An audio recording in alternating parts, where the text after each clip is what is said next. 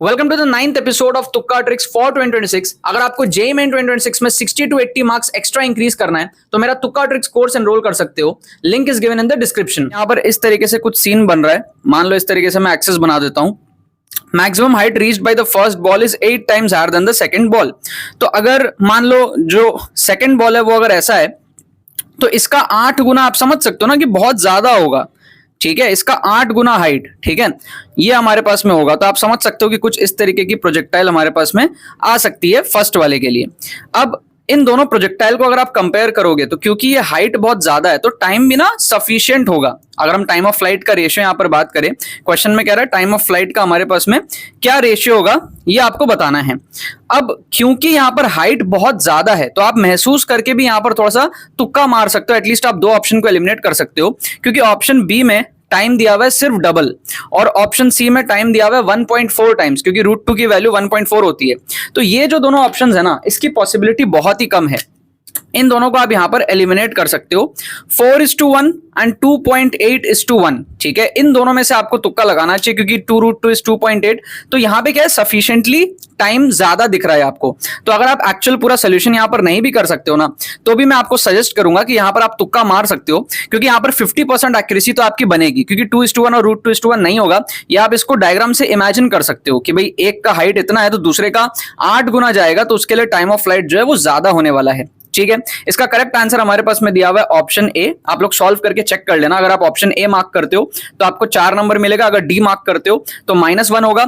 Risk क्योंकि आपका manage है तो ऐसे केसेस में आप गेस वर्क के लिए जा सकते हो। सेकंड क्वेश्चन को अगर आप देखोगे ना तो यहां पर क्या दिया हुआ है, अगर आपको कुछ नहीं आता ना ऑप्शंस तो आप वैसे भी एलिमिनेट कर सकते हो, क्योंकि आपको पता है कि 1/4 में जो टाइम लगेगा और 1/8 में जो टाइम लगेगा, अगर आप उसको कंपेयर करो तो 1/4 में ऑब्वियस सी बात है कम टाइम लगेगा, 1/8 में ज्यादा टाइम लगेगा ना, ये तो कॉमन सेंस वाली बात है। तो अगर आप रेशियो देखने जाओगे तो छोटा भाई बड़ा का रेशियो आएगा। ठीक है, तो आप देख सकते हो ये वाला जो ऑप्शन है 4:1, यहां पे क्या है, बड़ा भाई छोटा का रेशियो है। इसको आप पहले काट दो। यहां पर भी आप देखो 3:2, ये क्या है, बड़ा भाई छोटा का रेशियो है। तो ये दोनों तो वैसे ही एलिमिनेट हो गए। इन दोनों में से आप क्या कर सकते हो, तुक्का लगा सकते हो। अब मैं आपको नेक्स्ट लेवल बताता हूं कि भाई अगर एक्यूरेटली पूरा देखना है और मैनुअली चेक करना है तो आप कैसे कर सकते हो। तो आप एक काम करो ना, जैसे आप सपोज कर लो शुरू में हमारे पास में 100 था, ठीक है, तो 100 के बाद में 50 होगा, 50 के बाद में क्या होगा हमारे पास में 25 होगा, ठीक है, एक तरफ, और दूसरी तरफ क्या है 50 होगा, फिर 25 होगा, और फिर हमारे पास में 12.5 होगा। ठीक है ना, इसका मतलब क्या है कि इनिशियल का ये 1/4 है, so this is 1/4 and this is 1/8। अब अगर हम टाइम जो हमारे पास में टी हाफ है ना, उसको आप अपने मन से ले लो। टी हाफ आप ले लो 1 आवर, तो 1 घंटे में 50 होगा और 1 घंटे में 50 से 25 होगा। तो यहां पर क्या होगा, 1 घंटा, फिर 1 घंटा, और फिर 1 घंटा यहां पर एडिशनल आ गया।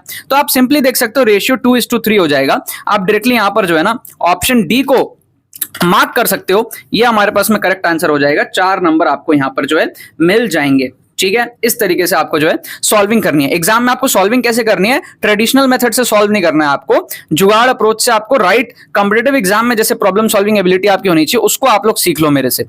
ठीक है, अब जैसे इस क्वेश्चन को आप देखोगे, यहां पर अगर आपको तुक्का मारना है ना, एक तो वो तरीका होता है कि आप 6 में से जितने चेक कर सको उतने आप चेक कर लेना। बट अगर मान लो आप एकदम ही चेक नहीं कर पा रहे हो तो आप यहां पर कैसे कर सकते हो। सो बेसिकली क्या है ना, इसमें नंबर ऑफ स्पीशीज पूछ रहा है, तो इस टाइप के क्वेश्चन का आंसर क्या हो सकता है। ऑप्शंस को एक बार हटाओ, 0, 1, 2, 3, 4, 5, 6 पॉसिबल आंसर्स हमारे पास में यही है ना, कि भाई या तो सारे नहीं होंगे या तो 6 के 6 हो जाएंगे और उसके बीच के नंबर्स हो सकते हैं। सो इस टाइप के क्वेश्चन में आपको न्यूमेरिकल टाइप में अगर आया है तो आपको क्या करना है, बीच में कहीं पे तुक्का मारना, और अगर ऑप्शंस में है तो उसमें भी आपको बीच में कहीं पे तुक्का मारना है। ठीक है, क्योंकि क्या होता है कि भाई 6 के 6 होने की पॉसिबिलिटी बहुत कम है। ठीक है, कुछ कुछ तो होंगे ना जो sp3d2 नहीं होंगे, लेट्स से d2 sp3 होंगे।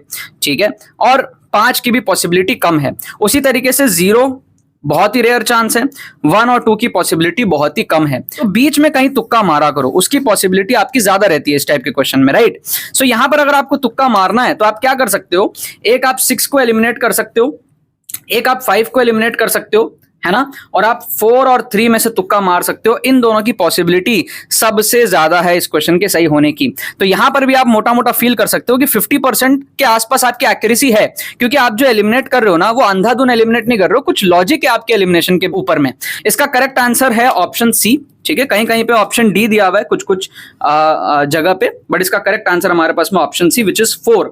अगर आप इसको मार्क करते हो तो आपको 4 नंबर मिलेंगे। अगर आप ऑप्शन डी मार्क करते हो 3 तो आपका यहाँ पर जो है -1 होगा। ठीक है, क्या आपको बात समझ में आ रही है? यहाँ पर अगर आप देखोगे हम कैसे तुक्का मारेंगे, कह रहा है correct statements for an element with atomic number 9। ठीक है, अब एटॉमिक नंबर 9 मतलब क्या हुआ, अपने पास में hydrogen, helium, lithium, beryllium, boron, carbon, nitrogen, oxygen, fluorine आएगा हमारे पास में 9वें नंबर पे। ठीक है, फ्लोरीन आएगा हमारे पास में, तो मतलब फ्लोरीन की बात यहां पर हो रही है। अब अगर आपको लेट्स से वो सब करना नहीं आता है, 1s2 2s2 कॉन्फ़िगरेशन लिखना नहीं आता है, तो भी आपको इतना तो पता है ना कि फ्लोरीन हमारे पास में पी ब्लॉक में लाई करता है, राइट हैंड साइड में लाई करता है, सेकंड रो के अंदर में आता है। तो आप अगर थर्ड स्टेटमेंट को देखोगे ना, स्टेटमेंट सी को, तो यहां पर क्या दिया हुआ है, last electron goes to orbital n = 2 and l = 1। अब हमको पता है कि भाई अजीमुथल क्वांटम नंबर जो होता है, p के लिए वैल्यू आती है 1, है ना, s के लिए वैल्यू आती है 0 और p के लिए वैल्यू आती है 1। ठीक है, इस तरीके से SPDF चलता है हमारे पास में। तो क्योंकि p ब्लॉक है तो L की वैल्यू क्या हो जाएगी, 1 हो जाएगी, और सेकंड रो में है तो n = 2 हो जाएगा। मतलब कि हमारा C स्टेटमेंट जो है वो वेरी मच करेक्ट है। अगर C स्टेटमेंट करेक्ट है तो सबसे पहले तो आप क्या कर सकते हो, ऑप्शन डी को यहां पर एलिमिनेट कर सकते हो। अगर आपने एक ऑप्शन भी एलिमिनेट किया है तो आपकी तुक्का एक्यूरेसी अब 33% है। तो 33% भी ठीक है तुक्का एक्यूरेसी, आपको तुक्का मार लेना चाहिए। ठीक है, एक ऑप्शन भी आपने एलिमिनेट किया तो आपको तुक्का मार लेना चाहिए। लेकिन अगर मैं आपको नेक्स्ट लेवल बताऊं कि यहां पर आप इंटेलिजेंट गेसिंग कैसे कर सकते हो, तो यहां पर आप ऑप्शंस को अगर देखोगे ना तो कैसे एलिमिनेट करना है, जो ऑप्शन आपको ज्यादा बार दिखते हैं ना उसमें आपको फेवर करना है तुक्का। मतलब अगर आप देखोगे ध्यान से तो यहां पर ना आप देखो ए जो है ना वो आपको कई बार दिया हुआ है, 3 ऑप्शन में ए दिया हुआ है, मतलब ए के होने की पॉसिबिलिटी बहुत ज्यादा है। बी को अगर आप देखोगे ना तो बी आपके पास में सिर्फ एक ही बार है।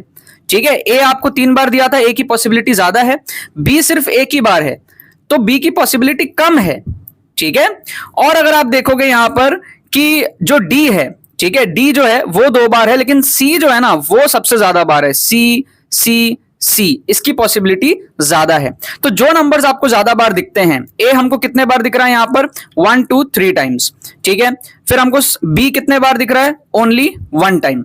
फिर हमारे पास में क्या है, सी कितने बार हमको दिख रहा है, 1 2 3 टाइम्स। और हमारे पास में डी क्या है, डी कितने बार दिख रहा है, ओनली 2 टाइम्स। तो ऐसे केसेस में हमको क्या करना है, जो ज्यादा बार दिख रहा है ना उसको फेवर करना है, मतलब कि ए को फेवर करना है, हमें सी को फेवर करना है क्योंकि ये 3 बार दिख रहे हैं, बी को फेवर नहीं करना है और डी को फेवर नहीं करना है। तो कुल मिला के अगर आप देखोगे तो एसी का जो कॉम्बिनेशन है जो कि आपका ऑप्शन बी के अंदर में आ रहा है यहां पे, ठीक है, इसको आप तुक्का लगाओ, ये आपका जो है सही आंसर हो जाएगा। ठीक है, तो लेवल 1 पे हमने क्या करा, ऑप्शंस को एलिमिनेट करा, सिर्फ स्टेटमेंट सी को चेक करके एक ऑप्शन एलिमिनेट हुआ, और बाकी 3 में से हमने उस ऑप्शन को तुक्का लगाया जिसके चांसेस सबसे ज्यादा है। क्योंकि जब टीचर क्वेश्चन बनाता है, जब ऑप्शंस को क्रिएट करता है ना, तो वो जानबूझ के जो करेक्ट आंसर है उसके वैल्यूज आपको ज्यादा ऑप्शन में देगा। ए आपको 3 बार दिया है क्योंकि ए के होने की पॉसिबिलिटी ज्यादा है, समझ रहे हो? क्योंकि अगर ए नहीं होता लेट से, तो आप पहला स्टेटमेंट ही चेक करते, आपको आंसर पता चल जाता ना। तो ए है, सही है, इसीलिए ज्यादा ऑप्शंस में दिया हुआ है आपको। ठीक है, क्या आपको बात समझ में आ गया? और ऑप्शन डी में वैसे भी सी नहीं था, तो ऑप्शन डी वैसे भी एलिमिनेटेड था। बेस्ट पॉसिबल तुक्का हमारा ऑप्शन बी होगा। लास्ट क्वेश्चन को अगर आप देखोगे ना तो यहां पर आप कैसे तुक्का मार सकते हो, अगर आपको कुछ भी नहीं आता है तो भी आप ये चेक कर सकते हो कि हमारे पास में एक है न्यूक्लियोफाइल और एक है इलेक्ट्रोफाइल। और यहां पर अगर आप देखोगे ना तो ये जो दोनों स्टेटमेंट्स है 1 और 2, ये दोनों एक जैसे दिख रहे हैं आपको। Species that can supply a pair of electrons, species that can receive a pair of electrons. तो सीधा सीधा अपने को समझ आ रहा है कि सी और डी में से मैचिंग 1 और 2 के साथ होगी। ठीक है, कार्बोकेटायन का और कार्बन फ्री रेडिकल का 3 4 के साथ होगा, लेकिन सी और डी एक जैसे है ना, न्यूक्लियोफाइल इलेक्ट्रोफाइल।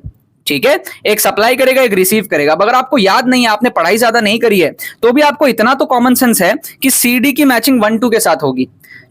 अब इसके बेसिस पे आप देखो 2 ऑप्शन आपके एलिमिनेट हो जाएंगे, क्योंकि सीडी की मैचिंग अगर 1 2 के साथ होगी, आप देखो यहां पर 3 दिया हुआ है, ठीक है ना, आप देखो यहां पर हमारे पास में 4 दिया हुआ है, तो ये तो गलत है, हमारे पास में श्योर शॉर्ट गलत है। आप देखो यहां पर सी और डी 2 1, सी और डी 1 2, जो कि क्लियरली समझ आ रहा है क्योंकि ये दोनों स्टेटमेंट सिमिलर साउंडिंग है और ये दोनों भी सिमिलर साउंडिंग है, तो सी डी 1 2 के साथ होगा। ऐसे दो ही ऑप्शंस है, दो ऑप्शन को आपने एलिमिनेट किया। अब आप तुक्का लगा लोगे, यहां पर आपकी 50% एक्यूरेसी रहेगी, +4 मिलेगा अगर आप डी मार्क करोगे तो, क्योंकि डी इसका करेक्ट आंसर है, और -1 होगा अगर आप सी मार्क करोगे तो। बट क्योंकि आपने दो ऑप्शंस को एलिमिनेट कर लिया है, यहां पर आपको तुक्का लगाना चाहिए। तो यार आई होप आपको ये वीडियो पसंद आएगा, आपने इस वीडियो से बहुत कुछ सीखा होगा। अगर आपको ये वीडियो पसंद आए, इस वीडियो को लाइक करना मत भूलना और शेयर करना मत भूलना अपने बाकी सारे फ्रेंड्स के साथ में, ताकि वो भी इस प्लेटफॉर्म का मजा उठा सके। बाकी तो बस बहुत बहुत धन्यवाद मेरे साथ इस वीडियो में जुड़ने के लिए। बने रहिए यार।